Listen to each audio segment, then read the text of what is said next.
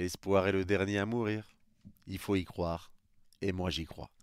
Salut les fraudes, j'espère que vous allez bien.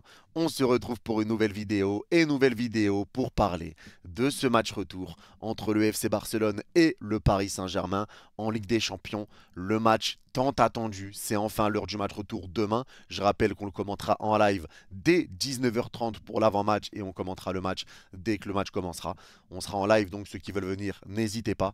Mais on va parler de ce match, on va revenir un petit peu sur le match qu'il y a eu à l'aller, les raisons pour lesquelles il faut y croire. On va parler bien évidemment également du FC Barcelone, des dangers, de ses forces. On va parler également de Luis Enrique et je vais donner mon pronostic et la compo que j'aimerais voir demain. Une petite vidéo en gros pour donner des arguments pour lesquels il faut y croire, même s'il y a des statistiques qui font que c'est compliqué et on sait que quoi qu'il arrive, ça va être compliqué, mais il y a des choses à dire et on va en parler tout de suite. Je vais commencer tout de suite par dire qu'il y a quelque chose qui tourne toujours autour du FC Barcelone et honnêtement, moi-même je le pensais, c'est que le FC Barcelone est plus à l'aise à l'extérieur qu'à domicile. Alors c'est vrai qu'on a ce ressenti, c'est vrai que même moi je le disais, que le Barça est mieux à l'extérieur qu'à domicile, mais quand on regarde, parce que j'ai pris le temps et le soin de tout noter, quand on regarde à domicile le Barça cette saison, c'est seulement 3 défaites. Et 3 défaites contre le Real Madrid, contre Girona sur le début de saison qui a été incroyable, et contre Villarreal avec la fameuse victoire 5-3 dans les dernières minutes du temps additionnel. Donc, mis à part ça, les défaites à l'extérieur, ça a été en Ligue des Champions contre le Shakhtar et contre Antwerp. Donc en gros, le Barça n'a perdu à l'extérieur que contre le Shakhtar et contre Antwerp cette saison, mais à domicile, 3 défaites, mais contre voilà, des vraies équipes, des équipes très solides, le Real Madrid, le Girona et derrière Villarreal. Derrière, ils ont fait beaucoup de nuls également à l'extérieur, nuls contre Getafe, Mallorca, Granada, le Rayo Vallecano, Valence, Bilbao en Coupe du Roi, match nul, puis défaite en prolongation, mais ça compte comme un nul. Nul contre Bilbao chez eux en Liga, nul contre Naples. À la maison, derrière, eh ben, ils ont tapé tout le monde. Donc à la maison, ils ont fait nul contre Granada seulement. Quand on regarde depuis le début de saison, le FC Barcelone n'a fait un nul que contre Granada à la maison. Donc le Barça, depuis le début de saison à domicile, c'est 3 défaites, un nul. C'est quand même beaucoup plus efficace à la maison, là si on parle en termes de stats, c'est beaucoup plus efficace à la maison qu'à l'extérieur. Donc ça c'est déjà la première chose que j'ai envie de dire. Je ne sais pas pourquoi on a cette manie de dire que le Barça est mieux à l'extérieur qu'à domicile, etc. Parce qu'en termes de stats en tout cas, c'est assez marquant et c'est assez frappant que ce n'est pas le cas. Maintenant c'est vrai que le Barça gagne ses matchs par très peu de buts d'écart, souvent en tout cas 1-0, 2-1, etc. Et ça donne des matchs qui sont très chauds à la fin parce que le Barça, on le répète encore, a un problème de finition. Ça n'a pas été le cas contre le PSG, ils ont été cliniques, hein, clairement. Mais en tout cas, c'est une équipe qui a du mal à finir ses actions en général. C'est ce qui fait que forcément, eh ben, au final, le Barça commence à souffrir en fin de match parce que les équipes poussent, les équipes essayent de sortir le ballon comme ils peuvent sur des contre-attaques, des dégagements. Donc c'est là que le Barça commence à souffrir, commence à pousser, il commence à reculer et ça devient beaucoup plus compliqué. Quand tu n'arrives pas à tuer le match, forcément ça devient compliqué. Mais ça, c'était la première chose. La deuxième chose, c'est bien évidemment qu'on le sait, les gars, quand tu perds un match à la maison, c'est compliqué. Le match retour, etc. On l'a fait la saison dernière contre le Bayern, tu perds à domicile, tu perds également à l'extérieur, c'est jamais facile et on le sait que c'est jamais facile d'aller gagner à l'extérieur derrière une fois que tu as perdu ce match à domicile. Mais il faut y croire. Il faut y croire parce que oui, c'est vrai qu'on n'a jamais fait ça, on n'a jamais réussi à inverser la tendance quand on a perdu le match à domicile, mais il y a une équipe qui l'a fait et qui nous l'a fait à nous, c'est Manchester United. Nous, on les bat 2-0 chez eux, ils viennent chez nous, ils nous battent 3-1. À un moment donné, c'était encore avec la règle en plus du but à l'extérieur. Là, il n'y a pas cette règle. Donc la première chose que je veux dire et le premier argument que je vais donner pour les raisons pour y croire, c'est que depuis qu'il n'y a plus cette règle justement du but à l'extérieur, là il n'y a qu'un but d'écart, tout est jouable, et bien forcément les équipes se donnent plus, les équipes s'ouvrent plus, parce que tu n'as pas forcément besoin de gérer, de calculer, il ne faut pas que je me prenne 2 buts là, sinon c'est chaud, etc. Tu n'as pas besoin de calculer. Donc les matchs sont bien plus ouverts, on le voit, et ça va donner beaucoup plus de prolongation, mais là il faut y croire, parce qu'il n'y a qu'un but d'écart, et que dans tous les cas, tu auras des occasions. Tu auras des occasions parce qu'on en a eu contre le Barça. Il y en a eu, il y a des moments où tu pouvais tuer le match. Tu menais 2-1, tu as réussi à revenir à 2-1 6 minutes après le retour des vestiaires, alors que tu étais mené 1-0, tu reviens avec un bon état d'esprit. Et ça, c'est quelque chose à noter aussi. C'est qu'on est capable de pas baisser les armes. On baisse jamais les armes et on peut revenir. Luis Enrique a dû parler dans les vestiaires. Il a fait le bon changement qu'il fallait. Mais en tout cas, on baisse pas les armes. On est revenu, on menait 2-1. Maintenant, à ce moment-là, je le répète encore une fois, le match aurait dû être tué. Tu aurais dû tuer ce match. Tu ne l'as pas fait. Donc le Barça est revenu. Alors que le Barça, eux aussi, ils ont quand même un historique. Ils ont quand même un lourd passé avec la Ligue des Champions, notamment contre Liverpool, contre la Roma, les remontadas qu'ils ont pris également. Donc le Barça a aussi ce petit côté traumatisme, on va dire. Maintenant, c'est vrai qu'il y a aussi des retours qui ont fait beaucoup de bien. Le Barça est sur 13 matchs sans défaite. Ils enchaînent quand même beaucoup de matchs sans prendre de but. Le retour de Ter Stegen, parce qu'avant, il ne faut pas oublier que Ter Stegen était blessé. Donc là, le retour de Ter Stegen fait beaucoup de bien. Le Barça a pris beaucoup de buts. Pardon. Ils ont pris beaucoup de buts à cause d'erreurs d'Iñaki Peña. Là, ça va beaucoup mieux avec le retour de Ter Stegen. La défense, avec l'intégration de Koubarsi, ça se passe bien. Koundé qui reprend des couleurs sur le côté droit. Lui qui était très bon en défense centrale. Il a bougé à droite. C'était compliqué. Il a eu une période creuse. Ça va beaucoup mieux. Araujo en défense centrale qui bouge pas, Cancelo à gauche qui se régale. Donc en termes de défense, ils ont trouvé cet équilibre, le Barça. Ils prennent beaucoup moins de buts et même quand ça commence à souffrir, etc., que le Barça n'arrive pas à tuer le match et que l'équipe d'en face commence à pousser, le Barça arrive à tenir. Il y a eu des moments où le Barça craquait, mais cette saison, le Barça tient beaucoup plus ses matchs qu'auparavant. C'est pour ça qu'on a cette sensation que le Barça a quand même du mal. C'est parce que le Barça domine ses matchs. Le Barça a beaucoup d'occasions, mais il n'en met qu'un. Et au final, dans les dernières minutes, le Barça commence à souffrir des occasions, mais ça rate. Maintenant, il y a encore d'autres raisons d'y croire. Et je vais encore une fois parler du match contre Naples. Le match contre Naples, on le sait les gars, ça s'est joué également à des détails. Quand il y avait 2-1 pour le Barça, je rappelle qu'il y a eu un partout à l'aller. Il y avait 2-1 pour le Barça. Il y a cette fameuse tête, je me rappelle plus de qui passe au ras du poteau alors que Ter Stegen est battu. Le joueur est tout seul napolitain, mais il met cette tête à côté. Au final, derrière, tu prends le 3-1. Le match va se jouer à des détails. Et encore une fois, c'est là-dedans qu'il va falloir être bon. Parce que sur les détails, c'est sur ça que ça s'est joué déjà au match aller. Il va falloir être serein, il va falloir être intelligent et il va falloir que tous les joueurs soient concernés. Ça va être une question d'efficacité. Si tu es efficace, tu peux gagner le match dans le temps réglementaire. Si tu n'es pas efficace et que le Barça l'est, eh ben forcément, ça peut te tuer. Ça peut te faire très très mal et c'est ça qui va être le gros problème.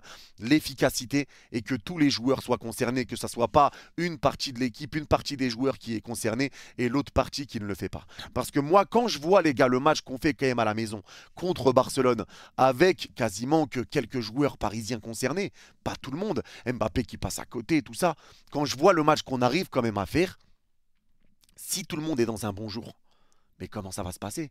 Comment ça va se passer? Parce que si on arrive à avoir le même match de Vitinha, avec un Warren Zaïre-Emery titulaire, avec Bradley Barcola qui s'entendent très très bien, le retour d'Achraf Hakimi sur le côté droit qui va faire du bien, Beraldo pas titulaire et ça sera Lucas Hernandez et Marquinhos en défense centrale, un gaucher, un droitier, Nuno Mendes à gauche qui fait du bien depuis qu'il est revenu de blessure, Vitinha qui a été excellent. Mbappé, imaginez s'il est dans un bon jour, qu'il fait son match, qu'il va être dans un bon match. Dembélé, avec devant, bah, si jamais c'est Barcola ou Ramos, on ne sait pas. Mais si tout le monde est dans un bon jour, tu vas mettre en danger le FC Barcelone. Parce que ça va être un match qui va pas être facile. On est dos au mur, on n'a pas le choix, on va se donner. Et pour parler d'Mbappé, vu qu'on est dessus, je ne pense pas qu'Mbappé va sortir 2 boosts de suite. Je pense pas. Comme je l'ai dit en live, c'est pas Jamel pour sortir 2 boosts. Ouais. J'aurais peut-être pas dû la faire.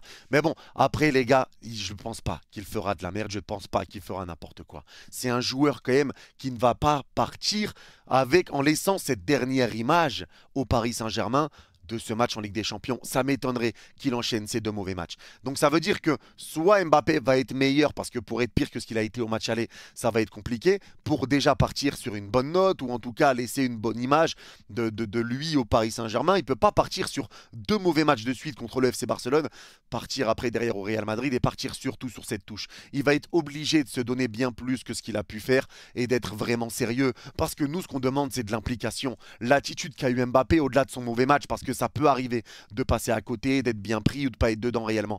Mais maintenant, c'est un quart de finale de Ligue des Champions. On joue la suite de notre compétition là-dessus. On joue peut-être la fin de notre saison là-dessus. À un moment donné, il faut se donner parce que les non-replis défensifs qu'il faisait, quand il était hors jeu, il ne se replaçait pas. L'attitude a été n'importe quoi. L'attitude a été n'importe quoi. Moi, tout ce que je demande, c'est que les joueurs soient impliqués, que les joueurs se donnent. Et quand on voit comment on a joué avec des joueurs quasiment aucun joueur, enfin il y avait Vitinha, etc., quelques joueurs par-ci par-là qui arrivaient justement à être impliqués, on a quand même réussi à faire mal, à être bon, à sortir des ballons, à être dangereux, mais malheureusement, ce qui nous a manqué sur ce match contre le Barça à l'aller, c'est l'efficacité.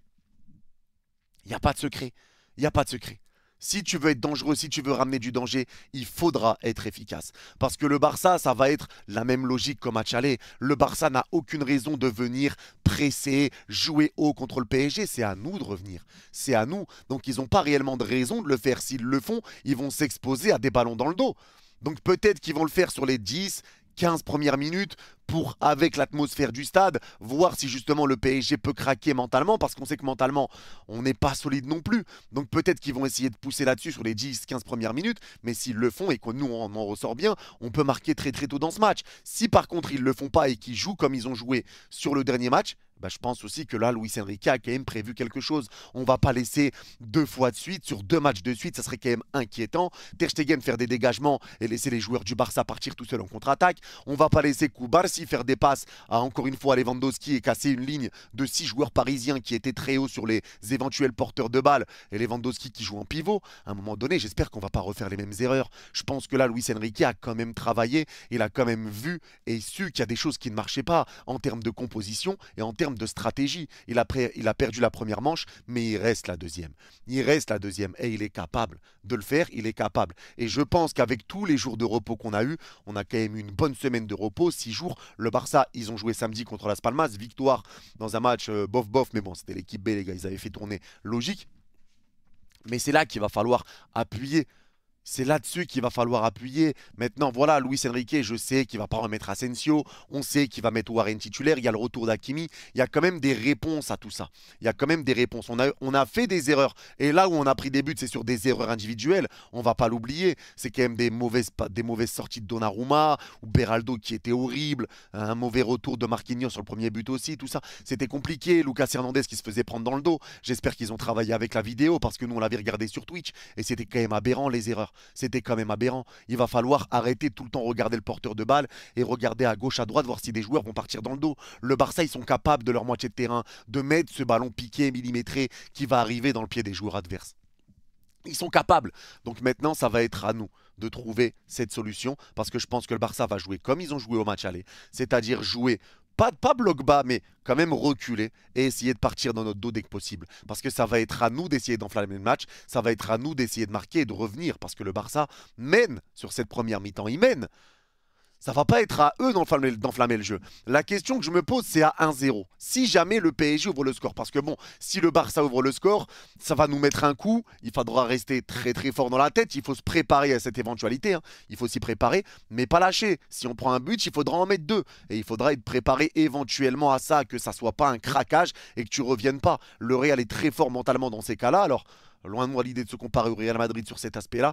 Mais voilà, il va falloir être prêt à toute éventualité. Si on marque, on fait ça. Si on prend un but, la tête, tout de suite, on se remet dedans.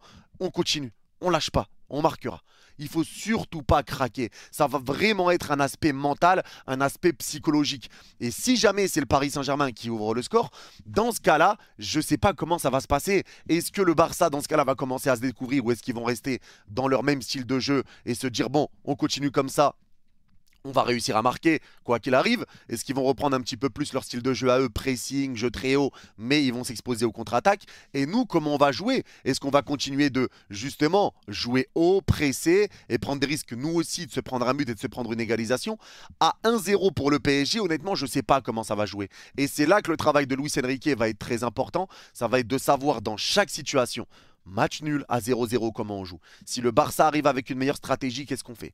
Si jamais on voit que dans les premières minutes ça se passe mal, qu'est-ce qu'on fait? Si jamais il y a 0-0 et que le temps se rapproche, qu'on approche de la fin, qu'est-ce qu'on fait? S'il y a l'ouverture du score du PSG, comment on joue? Si on ouvre le score et que le Barça pousse, qu'est-ce qu'on fait? Si on ouvre le score et qu'on continue de pousser, tant mieux. Vous voyez ce que je veux dire? C'est que là, ça va être aussi un gros travail de Luis Enrique et il va devoir se rattraper de sa première manche qui a été totalement manquée. Il va devoir se rattraper de ça. Parce que oui, il faut y croire. On a perdu à la maison, on a perdu à domicile. On n'a jamais réussi à se qualifier après avoir perdu le match à domicile. Tout ce que vous voulez, il n'y a pas de souci. Mais maintenant, les buts à l'extérieur ne comptent plus. Maintenant, c'est dans la tête, maintenant, t'es dos au mur. Et une grande partie d'entre nous, on le sait, on n'a jamais été meilleur que quand on a été dos au mur. Donc, il va falloir totalement rentrer dans le FC Barcelone et rentrer dans le match. Parce que tout va se jouer sur les détails. Il faut que Donnarumma nous sorte clairement une meilleure partition que ce qu'il nous a fait. S'il y a un joueur qui passe au travers, ça va être compliqué. Alors tout peut aller très vite, il peut y avoir des rouges, des cartons. Ça va être vraiment à qui est bien dans son match. Si l'équipe du PSG est bien dans son match dans la globalité, on va passer. On va passer. La question, ça va être ça. Vraiment la question de mental, la question de pressing, la question du caca culotte, ça va être juste ça, de savoir qui va vraiment être concentré. On a eu 6 jours pour préparer ce match, il n'y a pas à avoir peur. Il n'y a pas à avoir peur, il reste une manche les gars. Il n'y a pas à avoir peur. Il y a eu 3-2 au match aller. Expliquez-moi pourquoi le match serait fermé aujourd'hui, enfin demain. Expliquez-moi pourquoi il serait fermé. C'est vrai que voilà, la défaite nous a fait mal, etc. Mais je vais quand même essayer de calmer les choses. N'oubliez pas que l'objectif de base n'est pas de gagner la Ligue des Champions cette année. On est encore sur une phase de transition. C'est la première saison de Luis Enrique. Tout n'est pas parfait. On voit qu'il arrive à faire quelque chose de bon. On voit qu'il arrive à amener quelque chose de bon. Il va falloir analyser les gars parce que bien sûr, s'il y a des joueurs qui font n'importe quoi, ça va nous énerver. Mais c'est encore le début. La LDC est un objectif à moyen, long terme. Il n'y a pas de pression à se mettre sur nous. C'est vrai que là, on se dit, c'est surtout le côté où on se dit, la finale est jouable. Putain, il y a un monde, on peut y aller, etc. On n'est pas du côté du Real de City, on peut le faire. Oui, c'est vrai. Mais quoi qu'il arrive, les gars, c'est que ce n'est pas l'objectif primordial. Ce n'est pas l'objectif immédiat. Ça, c'est une réalité. Donc, il va falloir aussi calmer à ce niveau-là. La défaite fera mal. Moi-même, je serai le premier à m'énerver si jamais on ne se qualifie pas, si on sort. Ça me fera mal. Mais il faut garder ce côté objectif et il faut le rappeler quand même. Il faudra voir bien évidemment comment ça se passe, le match. Mais rappelons tout de même que c'est encore une phase de transition du PSG. Donc maintenant, ça va être à Luis Enrique de trouver les bons joueurs, de trouver les bons mots et de trouver le bon rôle et le bon système pour faire mal à cette équipe du Barça. Mais en tout cas, nous, on est capable. En Ligue 1 cette saison, on est invaincu à l'extérieur. On n'a perdu aucun match. On est la seule équipe à être invaincue à l'extérieur en Ligue 1. On est la seule. On est mieux à l'extérieur. Maintenant, en Ligue des Champions, c'est différent. Avec le match contre Newcastle où on perd 4-1, le match contre le Milan où on perd 2-1, le match contre Dortmund, mais là, on va chercher la qualif. Et on voit encore une fois, contre Dortmund, on est 2 au but. Dortmund ouvre le score, on est en Europa League à ce moment-là. On est en Europa League, mais on pousse et c'est Warren qui vient nous mettre ce but. Donc, on le répète encore une fois, dos au mur, les gars, l'équipe va jouer. L'équipe va jouer. Quand on est dos au mur, on ne fait pas de cadeaux et on va tout donner. Ça, j'ai aucun doute là-dessus, on va tout donner. Il reste un match, les gars. Des occasions, on en aura. Les occasions de marquer, on les aura. Le Barça aura des occasions, on aura des situations. Ça va être à nous de les transformer et à nous d'être solides défensivement. C'est tout. Ça va se jouer dans la tête, ça va se jouer sur l'efficacité, ça va se jouer là-dessus. Il faut y croire. Moi, j'y crois personnellement. Mais voilà, c'est le message que j'ai envie de passer. Il faut y croire. Mais ça ne sera pas simple. Il faut respecter cette équipe du Barça. C'est une équipe qui a 5 Ligues des Champions. C'est une équipe solide. C'est une équipe qui connaît la Ligue des Champions, même si eux aussi, ils ont des antécédents avec justement la Ligue des Champions. Mais il y a des joueurs de classe mondiale sur chaque ligne, sur chaque poste, des joueurs qui reviennent très très bien. Leur défense est très solide. Je le répète encore une fois. Araujo qui est un top défenseur. Koundé qui retrouve sa place à droite et qui est à l'aise. Koubarsi qui est excellent à 17 ans, grande maturité. Cancelo côté gauche qui apporte beaucoup devant. Ter Stegen derrière aussi, même si dans son match aller c'était pas fameux non plus, mais un milieu de terrain ça sera avec Gundogan, De Jong et Pedri. Peut-être qu'il y aura le bon vieux Fermin Lopez, mais j'ai un doute. Je pense que De Jong sera devant la défense avec Pedri et Gundogan. Et Gundogan qui joue plus haut, bien évidemment, ça on sait que Pedri et De Jong. Mais il n'y aura pas Christensen, ça aussi c'est un plus. Si le Barça commençait ce match avec un Christensen par exemple, au niveau de l'impact au milieu de terrain, ça aurait ramené beaucoup plus au niveau de l'impact. Donc ça aurait peut-être été plus compliqué, plus équilibré pour le Barça. Un milieu de terrain avec Christensen. Ils auraient pu verrouiller un petit peu plus, on va dire. Lui qui a été buteur en plus à l'aller. Il n'est pas là sur le match retour. Donc ça va être un milieu de terrain avec De Jong, Pedri, Gundogan. C'est un très bon milieu de terrain. Mais en termes d'impact, ça sera moindre qu'avec un Christensen. Ça, c'est certain. Donc, il y a quand même des absences. Et nous, tout le monde est présent. Tout le monde est présent. Le retour d'Hakimi. Hakimi qui va pouvoir combiner avec Dembélé. Si jamais c'est Barcola qui est à droite, et bah Barcola qui combine très bien avec Warren Zaïre-Emery. Hakimi qui nous fait du bien. Warren qui prend la place d'Hakimi quand Hakimi monte sur le côté. Donc, défensivement, on est plus équilibré que quand Hakimi n'est pas là. Parce que Warren a l'habitude de couvrir les montées d'Hakimi. C'est eux qui ont l'habitude de le faire. Chose que faisait pas Fabian quand c'est Mendes qui montait au match aller. Donc voilà, il y aura cette ligne de 3 défenseurs avec Mendes, Lucas Hernandez et Marquinhos quand Hakimi monte et que Warren reviendra couvrir. Et Hakimi reprendra le poste de Warren si jamais il y a une contre-attaque du Barça. Ça va être ça les gars, le jeu on le connaît et on sait qu'on joue bien. On a été gagné à la Sociedad et pourtant les gars, même si au match aller on arrive à gagner le match 2-0 contre la Sociedad, le match le plus abouti j'ai envie de dire c'est le match retour. C'est le match retour qui est le plus abouti contre la Sociedad. C'est le match retour. Et le match retour est chez eux pourtant. Et pourtant la Sociedad est dos au mur. Et le match retour est chez eux. Et on les a quand même battus aller-retour. On l'a fait et on est capable de le faire. On est capable de le faire les gars. Moi je vous le dis, on peut le faire. Et je pense qu'on va le faire et j'y crois honnêtement qu'on va le faire. Maintenant en termes de composition, je pense que le mieux à faire, ça sera Donnarumma au cage, Hakimi à droite, défense centrale Marquinhos, Lucas Hernandez, un gaucher, un droitier, c'est ce que Luis Enrique aime de toute façon. Nuno Mendes à gauche, là-dessus je pense qu'on est tous unanimes. Le milieu de terrain, Warren Zaïre-Emery avec Vitinha, ça c'est certain. Maintenant, qui pour accompagner? Est-ce que tu mets Ugarte? Est-ce que tu mets Fabian ou est-ce que tu mets quelqu'un d'autre? Fabian, on sait que Luis Enrique l'aime beaucoup parce qu'il est capable de ressortir les ballons plus proprement, etc. On va dire qu'un Ugarte, il a une meilleure qualité de ballon au pied qu'un Ugarte. Maintenant, la question que je me pose, c'est que là, si le Barça vient sans réellement presser et que Ugarte est titulaire, dans son jeu au pied, ça devrait aller parce que ça va nous ramener quand même ce chien de guerre qui va presser très haut, où on va mettre un gros impact pour récupérer des ballons. Si Ugarte est vraiment dans son match, etc., ça peut vraiment bien rendre. Ça peut bien le faire. Maintenant, si le Barça presse, c'est là-dessus où ça va être plus compliqué parce que Ugarte, il est devant la défense et s'il perd un ballon devant la défense, c'est beaucoup plus dur. S'il y a une prise à deux, etc., c'est beaucoup plus dur. Donc peut-être que je pense que Ugarte, en tout cas, ne jouera pas. Je pense que ça sera Vitinha avec Warren Zaïre-Emery et Fabian Ruiz. Maintenant, si le Barça presse pas, je pense que Ugarte peut être très intéressant pour vraiment ramener justement ce pressing très très haut pour essayer de récupérer le ballon assez haut pour le PSG. Ugarte peut faire du bien. Maintenant, je ne pense pas honnêtement qu'il jouera. Je vous le dis, je ne pense pas qu'il jouera. Mais c'est vrai que ça pourrait faire du bien dans ce match demain. Et l'attaque derrière, il y a plusieurs possibilités. Dembélé à droite, Mbappé en pointe, Barcola à gauche. C'est une éventualité. Mbappé à gauche, Ramos en pointe, Dembélé à droite. C'est une éventualité.